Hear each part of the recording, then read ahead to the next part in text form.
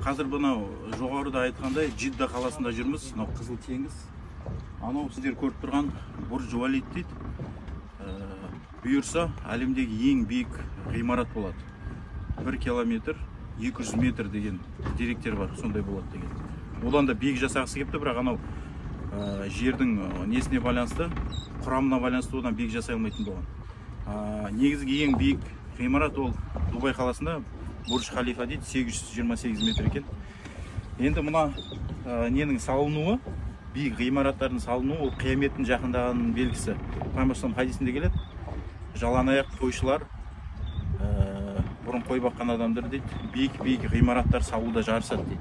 Мынау негізі қазір Хадара деп айтады, дамыған заман дейді, бірақ бұл дамыған заман емес, бұл қияметтің белгісі.